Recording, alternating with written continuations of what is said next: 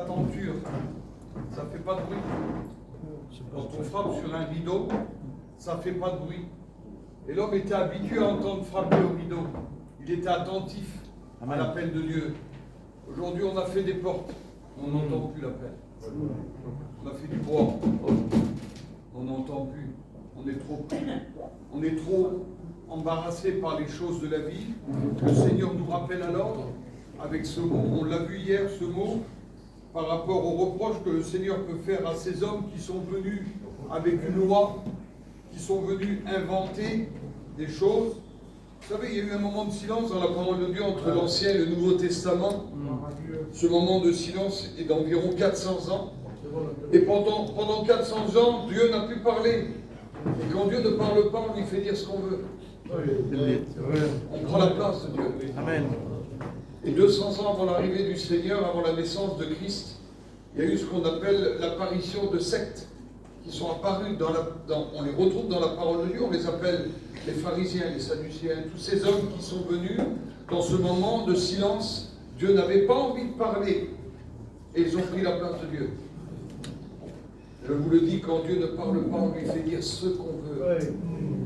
Quand la Bible ne s'exprime pas clairement, on la tord. La Bible nous dit qu'il viendront dans les derniers temps des hommes qui tordront le sens des Écritures. Ils les tordront, ils les falsifieront, mettant comme, je peux dire, comme fondement la vérité, mais baptisant avec des briques du mensonge, bâtissant des choses terribles. Et on voit ça apparaître au milieu de nous aujourd'hui. Mais le Seigneur nous rappelle en nous disant, je frappe à la tenture. Je frappe à la tenture. Sois attentif. Parce que, écoutez, frapper sur un rideau, on n'entend rien s'il n'y a rien derrière. Vous comprenez? On n'entend rien. À nous d'être attentifs à l'appel de Dieu. Qu'est-ce que tu veux de moi? Qu'est-ce que tu veux de moi? L'homme de Dieu disait à ce jeune homme, Samuel, lorsque tu entendras cette voix, tu diras, parle, ton serviteur écoute. Sommes-nous attentifs ce matin à la voix du Seigneur, à ce qu'il a à nous dire? Le reproche du Seigneur hier dans l'évangile de Matthieu que nous avons lu, le reproche à ces hommes-là, avant de citer tous les malheurs qui vont tomber sur eux, il dit, vous êtes assis dans la chair de Moïse. La chair de Moïse, ce n'est pas la chair de Moïse, ce n'est pas cette chair-là, forcément que non. Moïse est le personnage principal de la Bible hébraïque. Il en est le plus important. Il reçoit la loi pour le judaïsme et il préfigure le Christ. Ensuite, nous trouverons le Christ, Jésus, qui est le personnage le plus important de l'évangile de Christ. Et il accomplit la loi dans la dispensation de la grâce. On en a parlé hier. Mais ces hommes-là sont toujours en avant pour parler à la place de Dieu, pour dire à la place de Dieu, pour commander à la place de Dieu. Et le Seigneur dit sur eux, faites tout ce qu'ils vous diront, mais ne faites pas ce qu'ils font. Ce sont des hommes méchants. Ils dévorent la maison de l'aveugle, ils sont capables de présenter des choses terribles, ils vont faire des prosélytes au bout du monde, alors que dans leur maison, ils ne sont pas capables d'apporter la vérité. Le Seigneur veut vous confier à vous ce matin des responsabilités. Il veut vous confier à vous des engagements sérieux. Pourquoi Dieu se sert des jeunes gens aujourd'hui? Parce qu'un jeune, il n'y a pas plus véritable qu'un jeune. Je vous promets, si la réunion biblique se lève, il sort dehors. Il est véritable. Alors que moi je dis Amen, Amen. Et le pasteur ne comprend pas que je suis en train de lui dire Amen, maintenant c'est bon. Et Amen, Amen.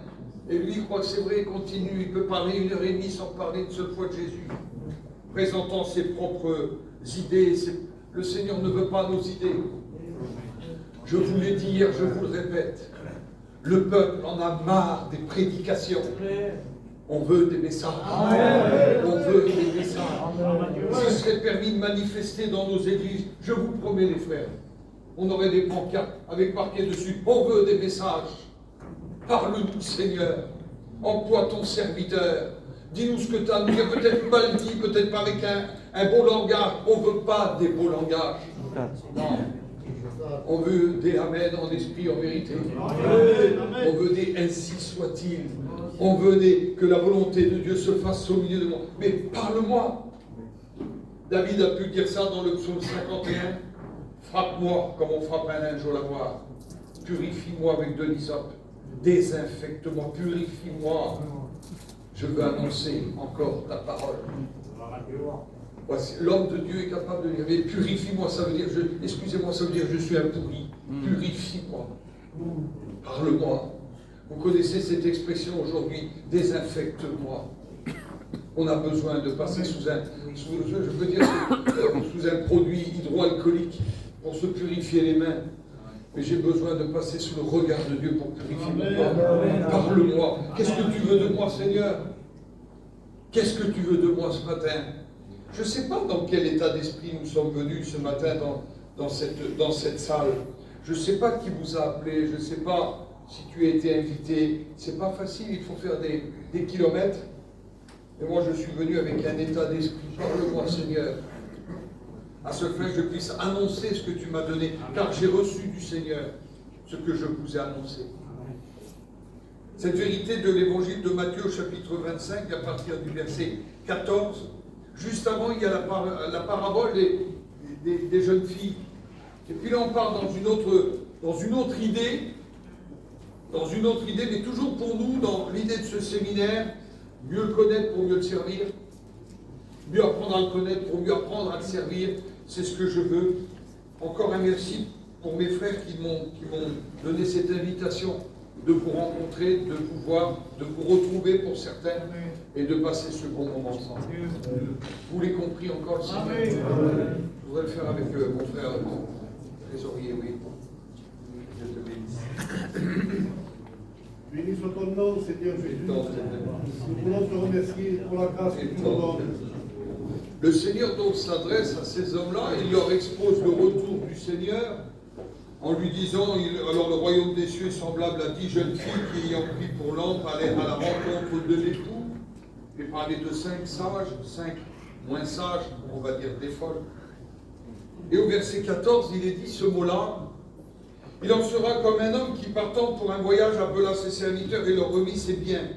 Il donna 5 à l'un, 2 à l'autre, et un au troisième, chacun selon sa capacité. Il est parlé de capacité. Et il partit. Aussitôt, celui qui avait reçu les 5 talents s'en alla, les fit valoir et en gagnant 5 autres talents.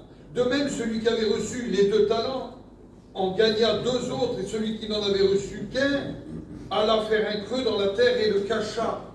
Il cacha l'argent de son maître, nous dit le texte. Longtemps après, le maître de ses serviteurs revint et leur dit rendre de compte, il leur fit rendre des comptes.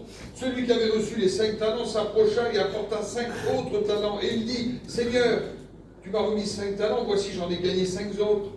Son maître lui dit, c'est bien, bon et fidèle serviteur, tu as été fidèle en peu de choses, je te confierai beaucoup. Entre dans la joie de ton maître. Celui qui avait reçu les 2 talents s'approcha aussi et il dit, Seigneur, tu m'as remis 2 talents, voici j'en ai gagné 2 autres. Son maître lui dit, c'est bien, bon et fidèle serviteur, tu as été fidèle en peu de choses, je t'en confierai beaucoup. Entre dans la joie de ton maître. Celui qui n'avait reçu qu'un talent s'approcha ensuite et dit, Seigneur, je savais que tu es un homme dur, qui moissonne où tu n'as pas semé, tu amasses où tu n'as pas vanné. J'ai eu peur, je suis allé cacher ton talent dans la terre, voici, prends ce qui est à toi. Son maître lui répondit, serviteur méchant et paresseux, tu savais que je moissonne où je n'ai pas semé, et que j'amasse où je n'ai pas vanné. Il te fallait donc remettre mon argent au banquier, et à mon retour, j'aurais retiré ce qui est à moi, avec un intérêt en plus. Oui. Ôtez-lui donc le talent, et donnez-le à celui qui a les 10 talents, car on donnera à celui qui a, il sera dans l'abondance. Mais à celui qui n'a pas, on ôtera même ce qu'il a, et le serviteur inutile, jetez-le dans les ténèbres du dehors, où il y aura des pleurs et des grincements de dents. Quelle parabole étonnante! Quelle parabole dure! Cette parabole semble en première lecture avoir une interprétation qui est évidente, c'est évident. Je pourrais appeler le plus jeune d'entre nous et lui dire, fils, viens ici, viens nous expliquer ce qui se passe. Et le plus jeune d'entre nous, je crois bien que c'est le garçon là, il pourrait nous expliquer très facilement qu'un maître il donne 5 à l'un, 2 à l'autre, 1 à l'autre, et puis il y en a un qui a fait fructifier, le deuxième aussi, pas le troisième. C'est évident la parabole, elle est évidente. Et qu'est-ce qu'elle est pour moi dans ma vie aujourd'hui? Qu'est-ce qu'elle vient faire cette parabole dans ces jours-ci? Je viens ici pour recevoir une parole édifiante, et il m'est parlé des temps de feu, et il m'est parlé de grincement de dents. Et il m'est parlé de moments difficiles. La conclusion habituellement tirée sont pas forcément très justes dans cette parabole-là. Pourquoi tu donnes à 5 à l'un? Forcément, il est encouragé, lui. Pourquoi un à moi? Selon ses capacités, mes frères. Amen. Nous sommes tous différents. On en a bien conscience. On a tous reçu naturellement des capacités. Moi, quand je vois un frère qui joue de la guitare, excuse-moi frère, hein, je suis jaloux. Je suis jaloux. J'aurais aimé savoir jouer un instrument. Quand je vois un frère qui sait chanter, je suis jaloux. J'aurais aimé savoir chanter. Voilà, dit, tu te contenteras, tu parleras. Alors je parle. Et je parle. C'est pas parce que des frères chantent mieux que moi que je ne vais pas parler. Vous comprenez ce que je suis en train de dire? Quand je vois un jeune, je suis jaloux. Dans le sens jalousie, j'envie un jeune. Quelle beauté être jeune.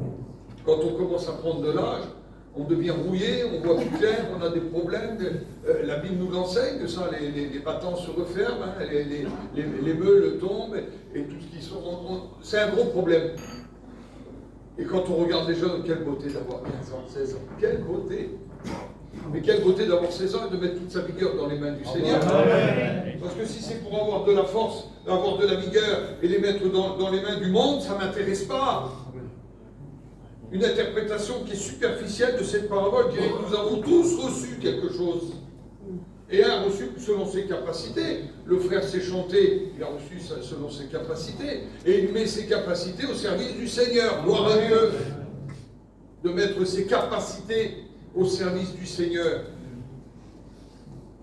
Il y a des dons et des capacités, et nous devons les utiliser fidèlement pour Dieu en attendant le retour de Jésus. Fidèlement.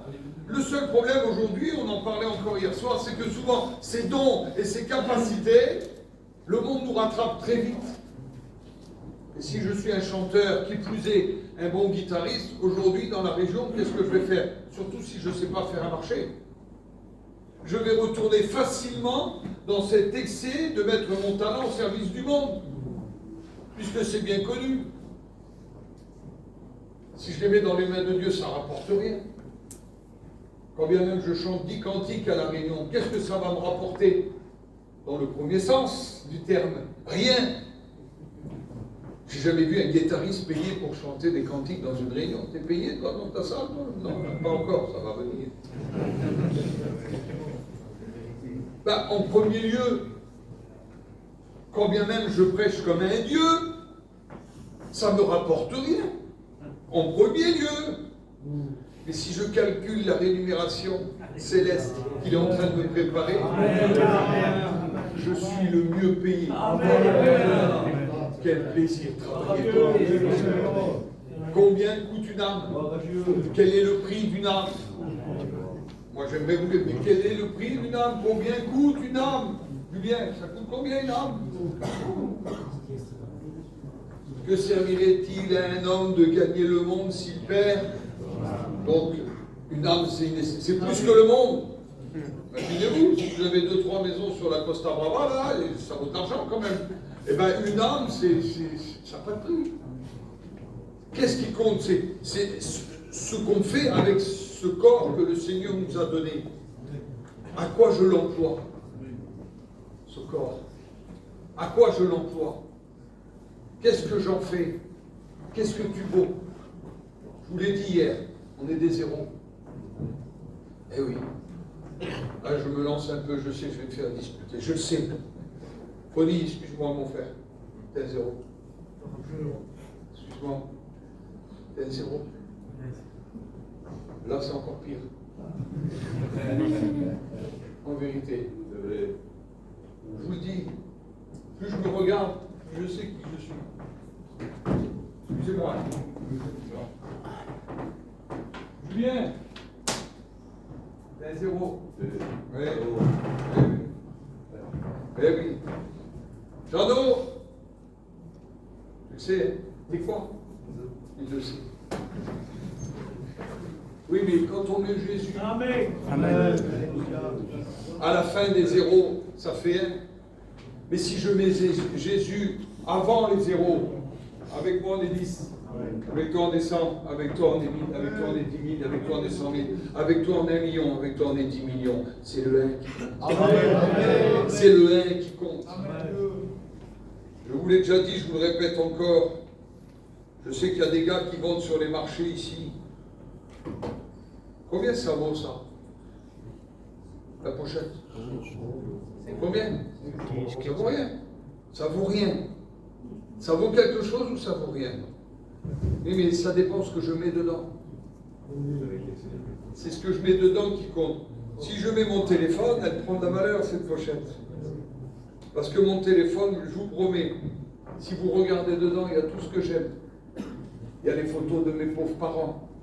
Il y a les photos de mes enfants. Il y a les photos de mes petits-enfants. Il y a les photos de ma compagne. Et mon téléphone prend de la valeur. Et la pochette prend de la valeur. Si j'enlève ce qu'il y a devant la pochette, je ne vous explique pas, mes frères. J'ai une carte bleue qui n'est pas, elle n'est pas bleue. Ma carte bleue. Et ça a de la valeur. Je la mets dans ma pochette. Il y a des adresses. Il y a les adresses de mon banquier, les adresses de mes réparateurs, de mes garages. C'est pas possible. Oh, il y a des choses intéressantes. Oh, Rico Dépôt, qu'est-ce que c'est beau. Il y a ça.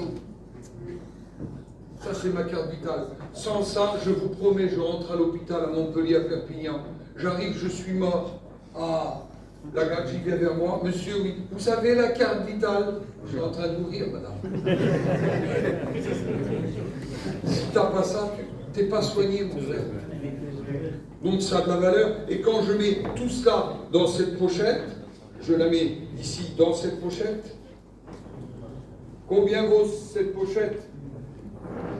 Pour moi, je suis capable de te donner, je ne dis pas le prix, vous allez pas prendre, mais je suis capable de te donner très cher pour cette pochette-là. Parce que j'ai mis à l'intérieur tout ce qu'il y avait à moi, pour moi, de la valeur. Et tout ce que j'aimais dedans. Dieu, dans son amour, a mis en nous son amour à lui. Son Fils bien-aimé, toutes les valeurs qui vont avec.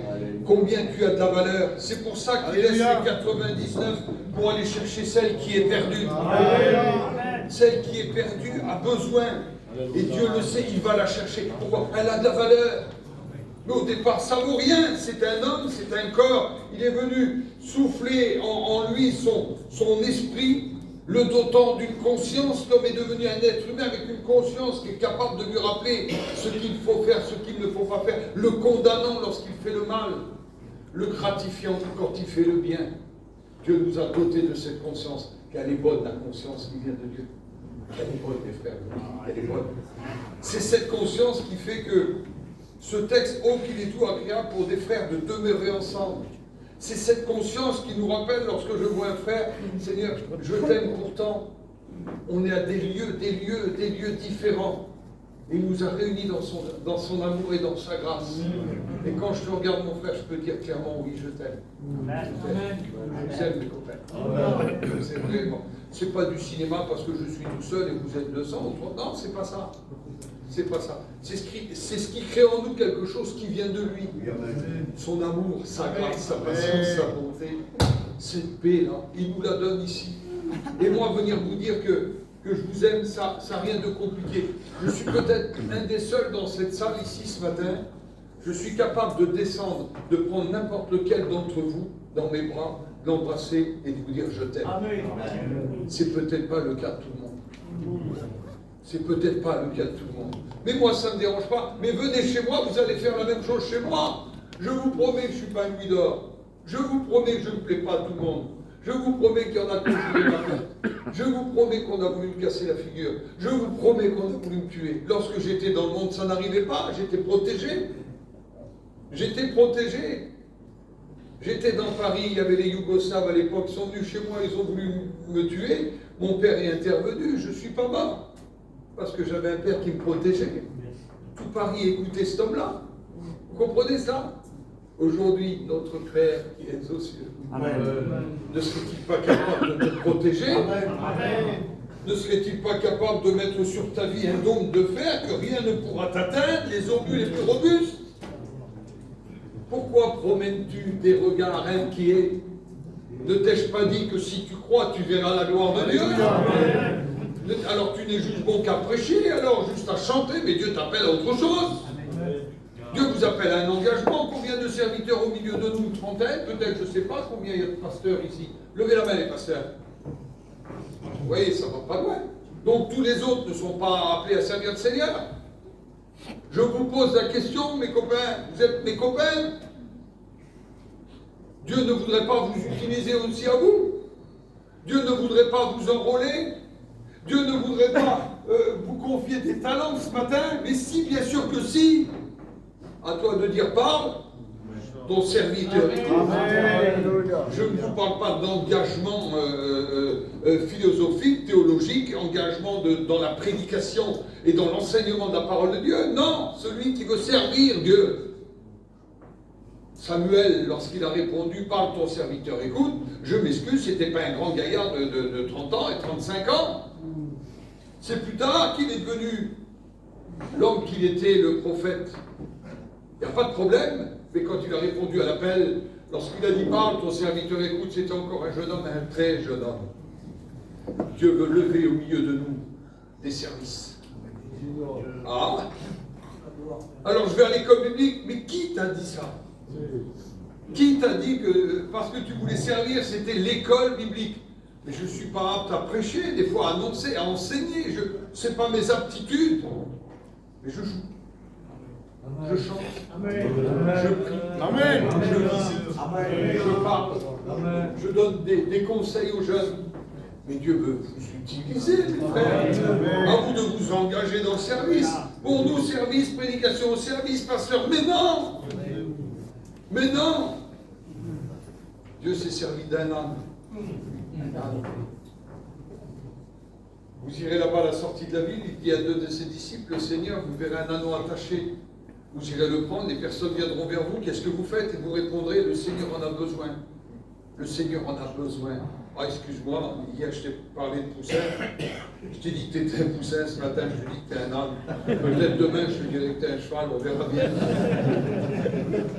Mais on avance. On avance. Une chose est sûre, c'est peu importe ce que tu es, il viendra te dire un jour, bon et fidèle pasteur, rentre dans la joie de ton maître. C'est ça le texte? Non. Il ne dit pas bon et fidèle pasteur, rentre dans la joie de ton maître. Je vous rappelle le texte que j'ai sous les yeux, bon et fidèle serviteur. Tu as été fidèle en peu de choses, je t'en confierai d'autres. Il en sera de même qu'un homme partant pour un voyage appelle ses serviteurs. Ah, il y a une similitude avec le départ du Seigneur et ce voyage qui dure depuis 2000 ans bientôt maintenant. Il laisse à ses serviteurs, il n'y en a pas ce matin, mais si un jour je pourrais le dire, je ne me gênerai pas, et à ses servantes. Moi j'ai chez moi un passeport. Il s'appelle Camélia, c'est ma compagne à moi. Je suis arrivé il y a 25 ans dans les pays de l'Est, il faisait moins 20 degrés, j'étais dans la rue et je vois des hommes arriver vers moi et je dis à mes copains, ça, c'est du tzigane, c'est du gitan. C'est pas du gitan espagnol, c'est pas du catalan, c'est du tzigane. C'est des, on appelle les BH, c'est des Roms. Et les hommes s'approchent de moi, les salutations d'usage, Taves Bartalo, que Dieu te bénisse, et puis des mots comme ça, mais on ne sait pas parler, nous.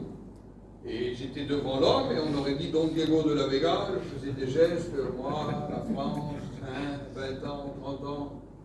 Je ne comprenais pas l'homme. Et une femme sort du magasin. Bonjour, messieurs. Bonjour, madame. Je peux vous donner un coup de main? Vous parlez bien français. Elle dit, j'ai travaillé 30 ans chez AXA en France. Ben, j'ai gloire au Seigneur. Vous pouvez leur dire que nous, on vient ici pour prêcher l'évangile. Dites-leur qu'on est des petits Français. On vient ici, nous en France, on nous appelle les voyageurs, les gitans, les tziganes, peu importe le mot, mais on vient leur dire aussi qu'il y a d'autres gitans dans le monde qui ont rencontré quelqu'un. Il s'appelle Jésus. Amen. Et ce Jésus peut changer considérablement leur vie comme il l'a fait pour nous. Et la Gadji, elle m'interprète par rapport à ce que j'étais en train de dire. Et lui, il me regarde, il dit, t'inquiète pas.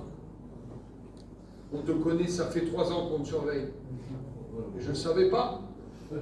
Je prêchais le Seigneur dans un village à 20 km où ils étaient eux. Et ça faisait 3 ans qu'ils me surveillaient. Il dit, on sait tout ce que tu fais. Tu viens, tu prêches, tu vas dans les maisons, tu apportes des fois des colis pour aider les gens, les malheureux. Tu apportes du bois. On te surveille. Et on sait qui tu es. Si je peux venir chez toi faire une réunion, ben il dit, viens. 1 heure après, je suis devant chez lui, mais il fait -15. Je frappe à la porte. Il ouvre la porte, il la referme derrière lui. Il parle avec nous, et je parle à mes 2 copains qui sont là. Je dis, les frères, quoi? On ne rentre pas dans la maison. Il dit, pourquoi il ne veut pas? Je dis, il n'a pas confiance. Il a raison. Vous voyez 3 hommes arriver chez vous, des Américains. Ils viennent chez vous le matin, comme ça, ils veulent rentrer dans la maison. Vous avez vos femmes et vos enfants dans la maison. Vous les faites entrer, vous? Moi, ils ne rentrent pas. J'ai dit aux copains, laissez tomber. Ah bon? Je dis, venez, on s'en va. Je monte dans ma voiture, je pars, je rentre en France, c'est bon, laissez tomber. J'arrive chez moi, je fais 2000 km. Je dis à ma femme, fais la valise. Elle dit, pourquoi? Je dis, on repart. Ma femme fait la valise, elle monte dans la voiture, je refais 2000 km, j'arrive là-bas dans cette ville qui s'appelle Debrecen, je vais à l'université, j'appelle une petite jeune dans le département français, je dis, tu parles bien français toi? Oui. Je dis, tu peux venir avec moi juste ce soir, à l'époque, et je vais te donner 100 francs, 15 euros. Mais là-bas, c'est l'équivalent d'une semaine de salaire. Si je te donne 100 balles, ça fait qu'elle vient, je reviens devant la maison et je frappe. L'homme ouvre la porte, il regarde ma femme, pour ça je vous dis que je l'appelle le passeport. Il regarde ma femme, il regarde la petite fille là, rentre. Me voilà rentrant avec mon passeport. J'ai emmené mon passeport. Elle sert le Seigneur. Dites pas, Malik, s'il a dit que les femmes y prêchent, dites pas ça en vérité. Ça peut devenir très violent. Ce jour-là, elle a servi juste avec sa présence. Elle n'a pas fait, elle a servi mon passeport. On est rentré, il a dit, je vous laisse là. Il nous a laissé avec sa femme et ses enfants. Il est reparti 1/4 d'heure après. Il y avait 30 personnes dans la maison. Il a ouvert la fenêtre, les gens étaient dehors sur la fenêtre, il faisait -15. Je n'ai pas pu me lever pour prêcher. Les gens étaient assis, je suis resté assis sur le lit, je n'ai pas pu me lever. Les femmes étaient assises à mes pieds comme ça, assises. Il n'y avait pas de place. Et j'ai annoncé le talent que le Seigneur m'avait donné. Alléluia. 2, 3, 5, c'est pas important. J'ai dit ce que j'avais à dire. Et Dieu, dans sa grâce, a converti ses âmes. Il les a convertis vers lui. C'est pas moi. Manix n'avait rien à voir dans cette affaire. Mais si je ne prends pas le passeport, je m'en sors pas. Par exemple, si on sait chanter. Pour la petite histoire, aujourd'hui, on a 2 églises et 2 lieux de culte dans cet endroit-là. On a fait 300 baptêmes pour Dieu. Ça marche bien. Si tu sais chanter, mais chante. Oui ou non? Si tu sais prêcher, mais prêche. Et puis, si on est bon dans l'administration, dans les comptes et dans les choses, occupe-toi des comptes, occupe-toi de l'administration, c'est bien. Si tu as un bon travail de gestion, gère les choses comme ça. On a appris que le frère Jeannot gère ici l'organisation des séminaires et tout ce qui sort. Il sait le faire. Mais fais-le, mon bon frère d'amour. Et forme les hommes maintenant à apprendre la suite parce que je sais que c'est compliqué. Mais il a donné. Il a donné, c'est bon. C'est terrible le travail qu'on peut faire. Si tu as appris à diriger une région, un peuple, mais fais-le. Continue à le faire. On ne doit pas s'arrêter comme ça parce qu'on a un découragement. Des fois, ça arrive. Vous avez vu, moi, combien de fois je me lève le matin, des fois, j'ai même plus envie de prêcher. Je vous le dis, les frères. Avec les coups qu'on prend, j'ai plus envie. Et puis, je suis comme cet homme qui était pris par les problèmes de la vie, les difficultés, les coups, les maladies, les disparitions, les séparations, c'est problématique. Il n'en peut plus. Vous savez ce qu'il dit, cet homme s'appelle Jean? Il dit, mon âme est dégoûtée. Je n'ai plus le goût à dégoûter. Je suis dégoûté. Et une minute après, ne me demandez pas le pourquoi, le comment. Il dit, je sais que mon Rédempteur est vivant. David, allongé, avec les larmes, ses copains voulaient le lapider. Ils étaient venus à Tsiklag, ils avaient tout dérobé, ils avaient brûlé les portes, ils avaient emmené les femmes et les enfants. Et David est allongé par terre, il pleure amèrement. On veut le lapider, il va mourir, David. Il se lève, il se lave le visage, il dit, allons-y. Montre-moi. Je partirai, je les atteindrai. Et l'Éternel lui dit, tu partiras, tu atteindras et tu délivreras. Il donne une réponse en plus, il n'y a pas de question. Dieu nous donne des réponses, mes frères. Amen. Est-ce que tu es capable de m'employer? Oui. Si tu es vaillant pour l'administration, continue. Continue. Si tu es bon à l'accueil, si tu es bon au développement de l'Église, continue. Et cette parabole est surtout connue dans la déclaration du Maître. Les deux premiers serviteurs reçoivent une déclaration par leur maître. Celui qui reçoit 5 talents, il revient en faisant fructifier les 5 talents. Vous allez me dire, c'est facile quand on reçoit 5. Ben non. Selon ses capacités. Il ne va pas donner 5 à celui qui peut porter que 2. Comprenez-moi. C'est la même idée que de porter un poids. Si j'ai 2 petits garçons devant moi, le plus vieux, je vais lui donner 20 kilos. Le plus jeune, je vois bien qu'il ne peut pas les porter, les 20 kilos. Est-ce que je serai un mauvais père en donnant 30 kilos au plus jeune? Non. Dieu sait ce qu'il fait. Qu'est-ce que vous croyez? Quand est-ce qu'il y a des emmêlements? C'est quand je veux faire ce que je ne suis pas capable de faire. Quand je veux porter ce que je ne suis pas capable de porter. Et quand des fois je veux supporter ce qui est insupportable. J'ose pas dire à Dieu, aide-moi. J'ai oublié de penser qu'il était au-dessus de moi. Dieu n'est pas injuste pour vous faire porter un poids à ce fin que vous allez tomber dans l'escalier. Mais Dieu n'est pas comme ça. Et la parabole, elle est claire, elle est nette.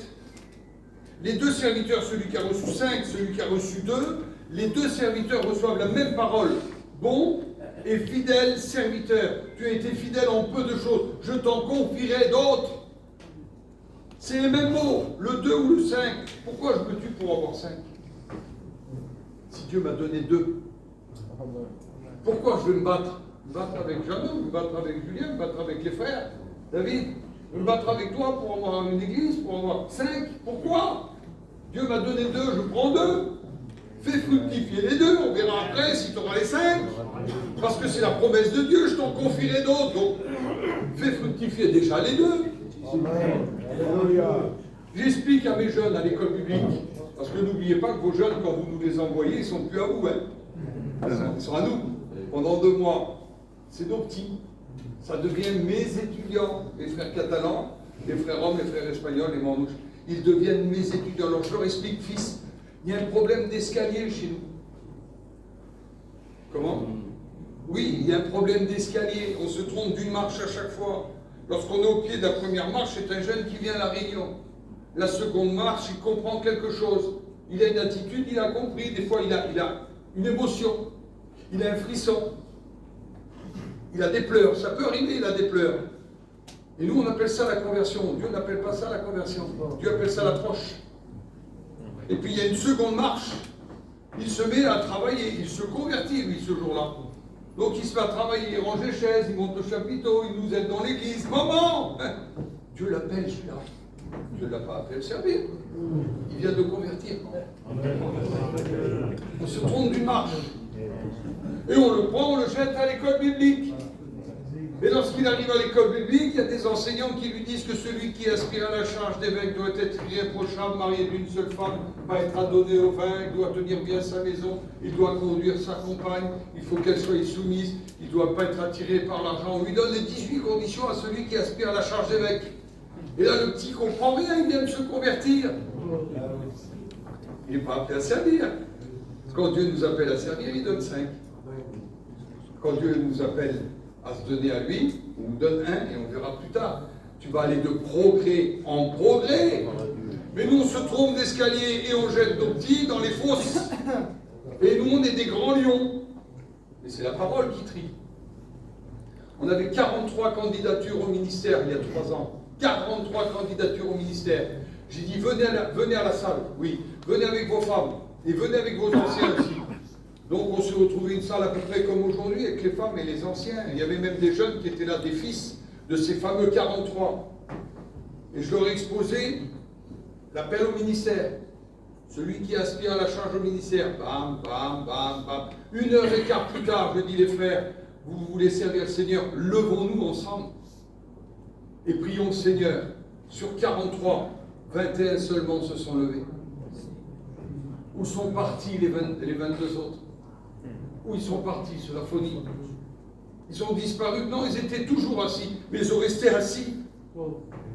Et il y en a qui sont venus vers moi après, ils ont dit, Manix, on a compris, c'est pas rien de se lever et servir le Seigneur, dans le sens prédication. Mais se lever et servir dans le sens appel de Dieu, faire plaisir à Dieu, travailler pour Dieu, c'est la plus belle vocation de l'Europe. Si c'est un métier, c'est le dernier. Si c'est une vocation, c'est la plus belle. Levons-nous et agissons pour le Seigneur. Amen. Cette parabole est surtout connue par la déclaration du maître aux 2 premiers. Bon, fidèle serviteur, rentre dans la joie de ton maître. Quelle beauté! Tu as été fidèle en peu de choses, je vais t'en confier des autres. Mais il y a 2 problèmes dans cette interprétation. La vraie leçon spirituelle, c'est celle que je voudrais partager avec vous ce matin. C'est la nécessité d'être fidèle et c'est la nécessité pour nous tous d'être productifs, mes frères. On doit produire quelque chose.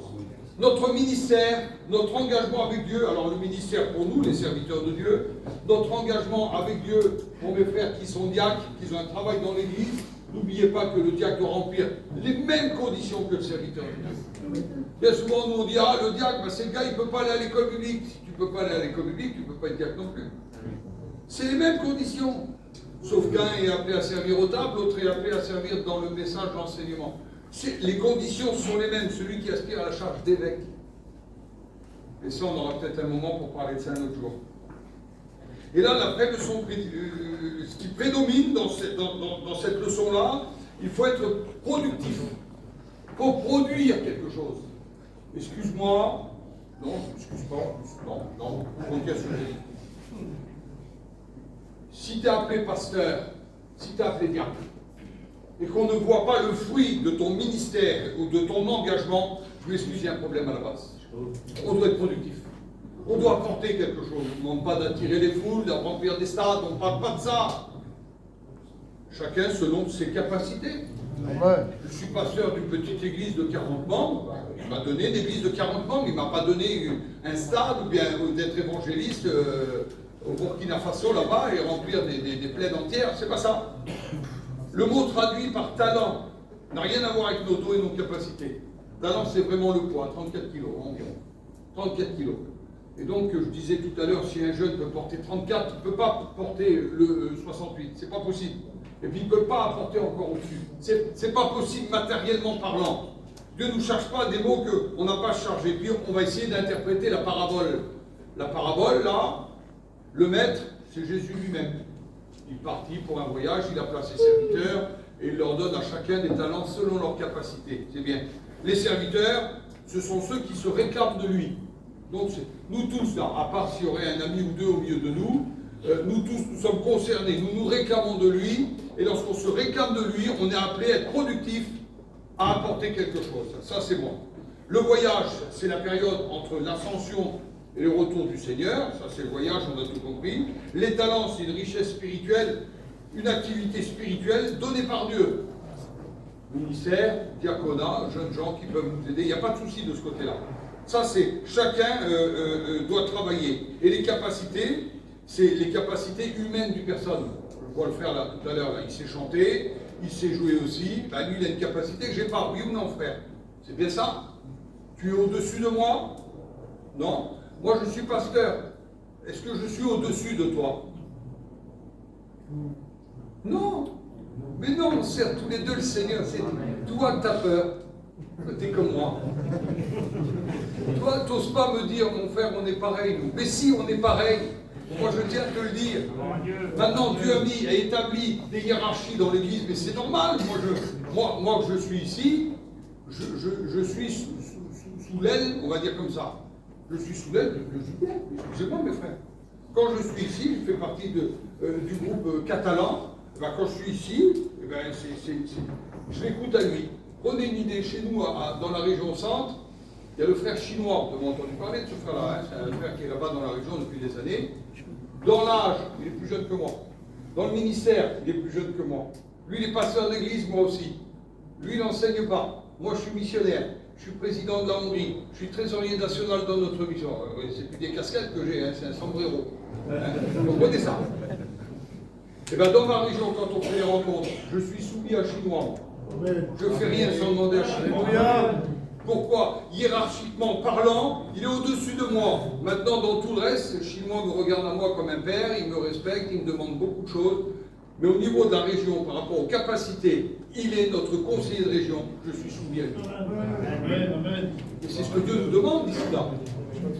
Moi ici, je suis soumis à Julien. Quand on part d'ici, si on se donne un coup de téléphone, ceci, cela, il reste un frère, un ami, un copain, il n'y a pas de souci. Si on est dans la mission, qu'on parle de trésorerie, excuse-moi Julien, tu es soumis à moi, tu dois, parce que c'est moi le trésorier général. C'est comme ça que ça marche. Et si j'oublie ça, j'oublie tout. Si j'oublie la hiérarchie, parce que moi j'ai quelques années de plus que le frère, je vais l'abaisser, mais c'est pas ça mon bon Jésus. Comment on doit se respecter les frères? Il faut respect les uns envers les autres. Tu es mon frère, je suis ton frère, on est ensemble, on travaille ensemble. Il y a deux problèmes avec l'interprétation. Le mot traduit par talent n'a rien à voir avec nos dons, nos capacités personnelles. Non, mais c'est le poids que le Seigneur nous donne. On doit le mener à bien. Et là, on a vu le maître, les serviteurs, le voyage, les talents et les capacités, ça c'est donné par Dieu. Et dans cette parabole, on a les réponses à tout. Nous avons les réponses à tout. Qu'est-ce qu'on peut apprendre concernant le maître? Qu'est-ce que vous pouvez apprendre concernant Jésus? Pas possible. Il donne une richesse spirituelle à chacun, nous dit le texte, en fonction des capacités. Il veut que je peux dire que ceux qui reçoivent soient productifs. Et ça, je ne sais pas où vous en êtes. Moi, je sais où j'en suis. Moi, ma compagne, mes enfants, hein, j'ai des grands-enfants. J'ai un gendre qui sert le Seigneur, pourtant. Il a 40 et quelques années, 43-4 ans. J'ai une fille qui a 42 ans qui me dit souvent, mon père, t'es fatigué maintenant.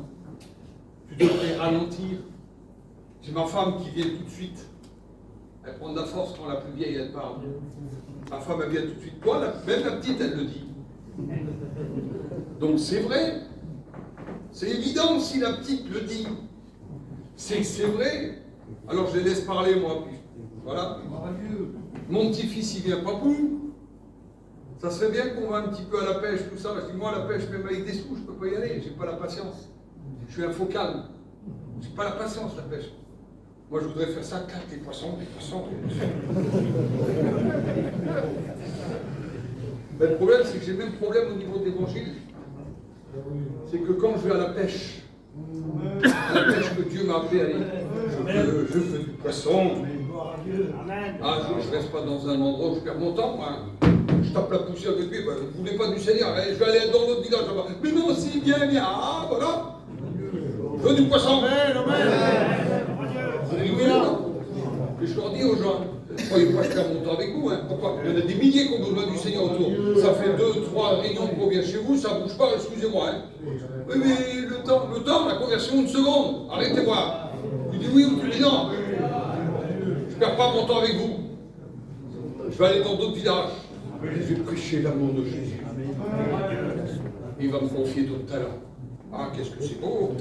La productivité du serviteur produit de la joie dans le cœur du maître. Je confie aux jeunes gens qui sont là. J'ai vu mon petit copain hier, là. Je lui confie une mission. Il va me chercher un fil pour brancher mon téléphone. Il y va. 1 minute après, il revient. En vérité, j'étais content tout à l'heure. Le Seigneur n'est pas vaillant. 1 minute, il s'est levé pour nom. Ah, puis il a couru là-bas. Bon, il n'a pas tout ramené, c'est pas grave. C'est pas grave. Il en rigole. C'est pas de sa faute. J'ai demandé un fil, il m'a ramené un fil. Il n'a pas mis la prise avec. Bon, c'est arrangé. Est-ce que je lui en veux? Non. Je lui en veux pas, au contraire. Je l'aime parce qu'il a obéi à l'appel. Il a obéi à ce que je lui avais demandé. Vous comprenez ça? Est-ce que Dieu nous en voudrait parce qu'on ne ramène pas toutes les armes qu'il faudrait? Mon bon. Mais Jésus est plus gentil que ça, il est plus gentil que moi, il est plus gentil que vous. Tu as fait ton possible. je fais ce que je peux, je fais de mon mieux, je fais selon les capacités que tu m'as données. Il veut, en plus de cela, récompenser ceux qui ont bien travaillé pendant son absence. C'est l'idée même, entre l'ascension et le retour du Seigneur, lorsqu'il viendra, il dira « bon et fidèle serviteur ». Et par contre, on le voit, il punit. Il punit. Moi, pour moi, un chat, c'est un chat. On ne dit pas le Seigneur, quand il va revenir, il va nous tirer les... Non. Ça, c'est la maîtresse d'école qui faisait ça quand on était petit. Elle tirait les oreilles. Attention, mon petit, hein. Le Seigneur ne tire pas les oreilles. Deux possibilités. Ou il met sa main sur ton épaule pour te dire, bon et fidèle serviteur, rentre dans la joie de ton maître. Quand il te met la main sur l'épaule que tu as désobéi, ça fait mal. Ça fait mal, mais c'est la même main.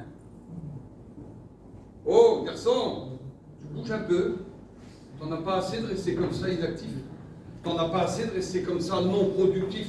Tu sais quoi, t'es une brebis, tu suis le mouvement, tu dis amen quand les autres disent amen. Et tu dis oui quand les autres disent oui, tu dis non quand les autres disent non. T'es pas un manifestant, t'es pas un gars qui fait, t'es pas un gilet jaune. J'avais été à Andorre, je pars de Pamiers, j'arrive à un rond-point, ils étaient tous là sur le rond-point. Il y a quelques années déjà, les gilets jaunes avant le grand drame là. Ils dansaient. Je dis rien. Et après je réfléchis, je dis c'est pas ma voiture, je m'en fous. Hein. Je force un peu le barrage, j'ouvre le camp, il dit tu fais quoi là? Ben, il dit on lutte. Si tu luttes contre qui? Ben, le président. C'est qui le président? Ben, c'est Hollande. Je dis non, c'est Macron. Déjà, il ne savait pas trop bien où il était. Mais si tu veux quoi? L'augmentation des salaires. Je dis pourquoi tu travailles dans quoi? Ben, je suis au chômage. Les frères à côté de moi, l'autre il me dit, l'autre est à côté, il me dit arrête mon auto. Il calculait l'auto, moi je calculais la vérité. Je dis t'as des gosses? Il dit oui j'ai des gosses. Je dis ils sont à la maison. Tu serais pas mieux prendre tes petits, les emmener, même que t'as pas trop de sous. Tu prends tes petits, tu les emmènes au bord d'une rivière, il faisait beau comme ça. Tu vas te régaler avec tes petits, tu les vois pas, mais ça fait une semaine qu'on est sur le rond-point, je dis que t'es arriéré, mon frère. J'ai sorti 20 €. Ils voulaient me tuer au début. Je dis tiens, va emmener tes gosses au McDonald's, va les sortir un peu, va leur faire voir que t'es un papa aimant. Merci monsieur. Je dis non, si Dieu n'a pas mis quelque chose dans mon cœur pour avoir de la compassion pour toi, qu'est-ce que tu fous là sur le rond-point engueuler tout le monde? À crier, à bloquer les gens qui vont faire leurs courses. T'as pas compris que ça ne changera rien. Oui, monsieur, vous avez raison. Allez, je dis, casse-toi, va chez toi. Rentre à la maison. Mais faire le bien, c'est rien. Faire prendre conscience aux gens qui sont dans une mauvaise direction. Mais c'est rien. C'est à ce que Dieu nous appelle, à nous tous, serviteurs de Dieu. C'est pas possible. Le problème du troisième serviteur, celui qui n'a reçu qu'un. Pourquoi il a reçu qu'un, à votre avis? Pourquoi il a reçu qu'un? Pourquoi il a reçu qu'un et les autres 5? Et les autres 2?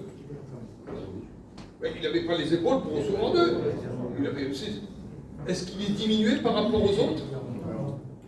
Il n'est pas diminué. Il sait faire ça, on lui donne pour ça. Il ne sait pas faire, on ne lui donne pas.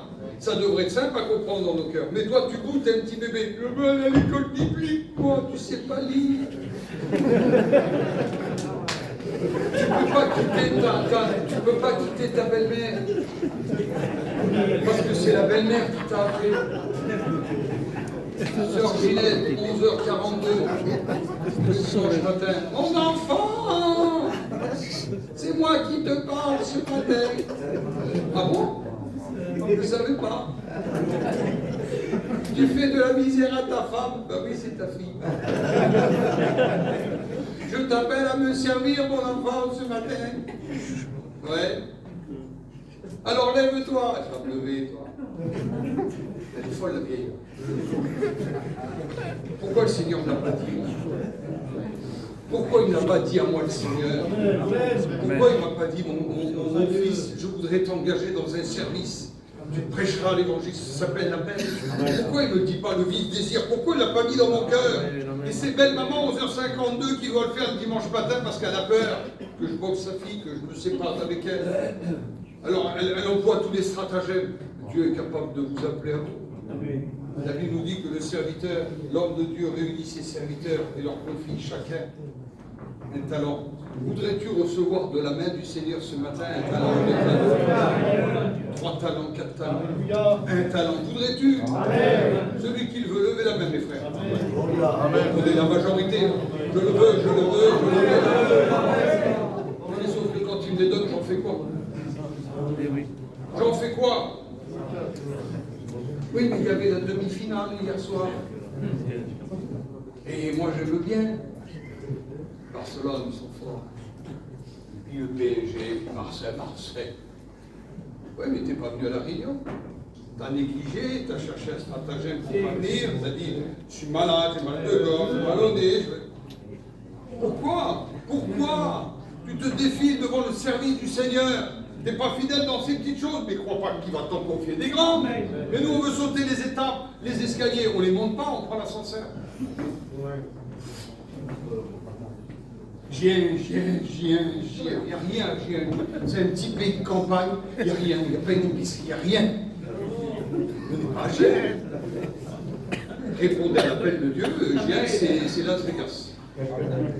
Si tu réponds à l'appel de Dieu, Amen. Si tu réponds à ton propre appel à toi, Gien, c'est une ferme. Dans le Loiret, il n'y a rien. Les gadgets nous prennent pour des Américains. Ils nous louent des gîtes, 2000 euros, 2500 euros. Ils nous prennent pour des Américains. Ah oui, c'est les Américains, ils arrivent. Ça vaut rien. Ça vaut rien. On va pas là-bas, tu vois l'état d'Égypte. Je vais aller au séminaire. Moi, je vais aller au séminaire en Espagne. T'as vu les chambres? Ils ont mon âge. On ne mange pas bien. Enfin, les gamètes sont pleines, hein. Si on ne mange pas bien, c'est pas bon. Heureusement que c'est pas bon. Si c'est bon, tu ne manges jamais avec. Comment ça? Est-ce qu'on tomberait dans un travers à cause du manger et du boire? Mes frères, celui qui est fidèle aux petites choses, Dieu lui en confiera des grandes. Mais là, mais forcément aussi. Si ça se fait la tour d'argent ici, là, et si ça serait le Hilton à Las Vegas, je ne paierais pas 120 euros hein, pour mes 2 jours-là. Je serais plus près des 12 000 euros, toi. Pourquoi je me plains? Pourquoi je murmure? Pourquoi je parle? Le problème du troisième serviteur, il a des capacités, il a une richesse qui lui ont été confiées. Mais il a eu le même problème que le premier Adam. Le diable est venu installer dans son cœur quelque chose qui est redoutable, mes frères. La peur. La peur. Vous n'êtes jamais surpris à avoir peur? Ça vous est jamais arrivé d'avoir peur? C'est vrai, amen. Moi, j'ai grandi en plein Paris. Et Paris, vous savez qu'on l'appelle la ville des Lumières. 3 h du matin, vous voyez des pagnes par terre. C'est éclairé nuit et jour. Mon ancien disait, c'est la mare des démons. Et j'ai grandi à Paris. Je préfère dormir au milieu d'un bois que de dormir sur une bouche de métro à Paris. C'est moins dangereux. Statistiquement parlant, on risque plus de mourir sur une bouche de métro qu'au milieu d'un bois. Et j'ai grandi dans ce milieu-là, moi. J'ai grandi dans le milieu du grand banditisme, excusez-moi, et on était formatés là-dedans. Je n'ai pas eu peur. Je vous le dis, je n'ai jamais eu peur lorsque j'étais enfant, lorsque j'étais adolescent, lorsque j'ai grandi. Je n'ai pas eu peur. Je me suis marié, je n'ai pas eu peur. Je suis arrivé dans un monde qui ne faisait pas partie de mon monde. Je n'ai pas eu peur. On a été confrontés souvent de fois à des choses terribles, des conflits avec des morts, tout ce qui s'ensuit. Jamais eu peur. Il y a une fois, j'ai eu peur. C'est la première fois que le COSEC m'a demandé d'enseigner devant lui. Enseigner devant le COSEC. Vous ne comprenez pas ce que ça veut dire. Hein? Si je vous dis boxer contre Tyson, si je vous dis jouer au foot avec Mbappé, devant Mbappé, vous avez joué au foot devant Mbappé, vous? Pas trop. Ben, moi, le COSEC me dit, tiens, tu vas enseigner. Mais j'ai jamais enseigné, je ne sais pas ce que c'est. Je suis reconnu depuis 4 ans.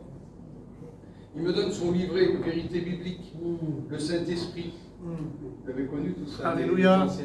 Petit livret, une vingtaine de pages. Tiens, petit, enseigne. Il s'assied, il enlève le béret, il met ses lunettes, il prend son petit calepin et il me regarde. Là, j'ai eu peur. Là, j'ai eu la peur de ma vie. Ça m'a pris dans les talons jusqu'à la racine des cheveux. Seigneur, j'ai peur. Peur de quoi?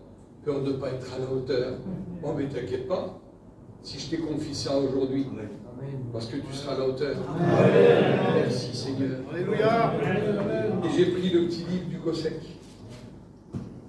Le Saint-Esprit, les dons spirituels, c'est pas possible. T'es donné comme ça. Le jour de la Pentecôte, ils reçurent sur eux. Des flammes descendirent sur eux avec des langues différentes. Ils furent tous baptisés du Saint-Esprit. J'ai continué, le Saint-Esprit donne des dons. Il parle, il convainc, il relève, Seigneur, il encourage, il pousse. Qu'est-ce que c'est beau le Saint-Esprit. J'ai donné mon... Et les étudiants, on avait 5 étudiants à ce moment-là dans l'église là-bas en Hongrie. 5 étudiants. Les étudiants sont ressortis. Oh, merci Manix. Ça nous a fortifié ce que tu as dit. Alors moi je regardais, le Cossec était à côté de moi, il faisait ça, le Cossec, il rigolait. J'ai dit, mais c'est pas moi les frères. Cossec dit, attends, dis pas que c'est moi. Pourquoi? C'est Dieu. Mais Dieu confie des capacités. Alléluia.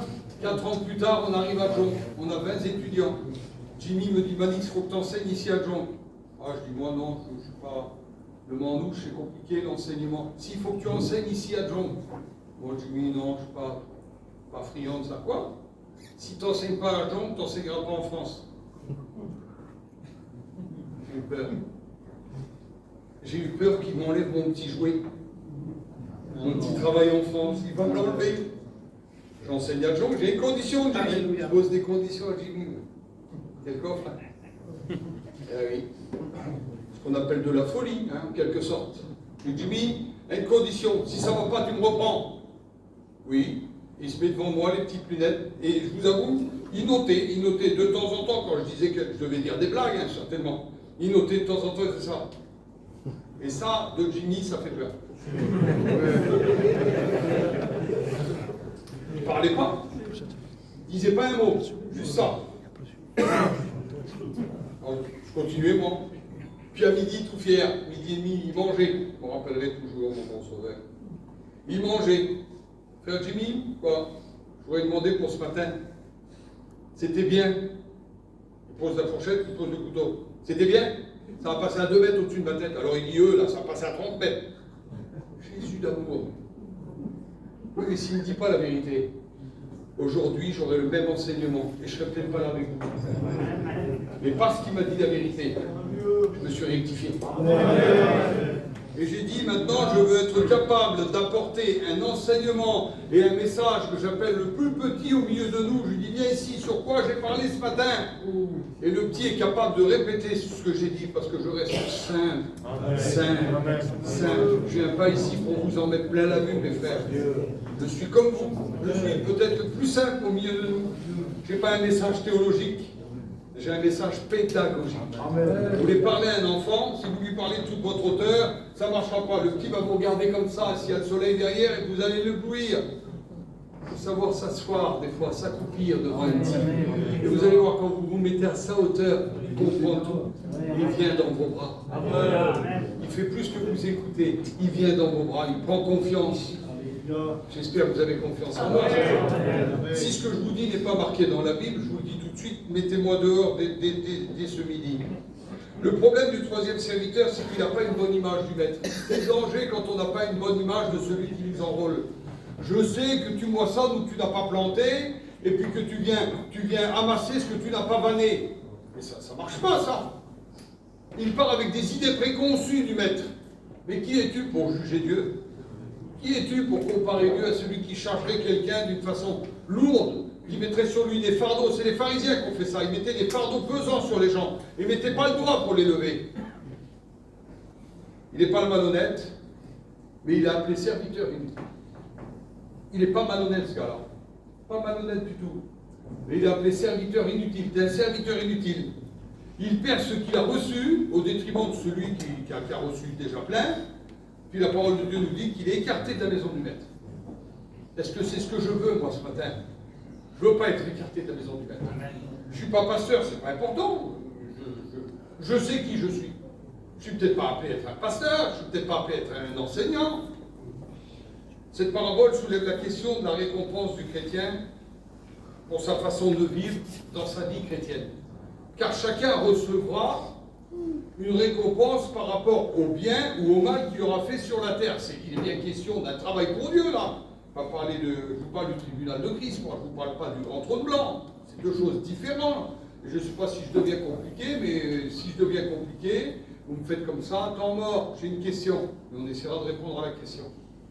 Il y a le tribunal de Christ, ça c'est la récompense, où nous aurons tous à comparaître pour le bien ou le mal que nous aurons fait sur la terre. Puis il y a le grand trône blanc. Le grand trône blanc, c'est autre chose.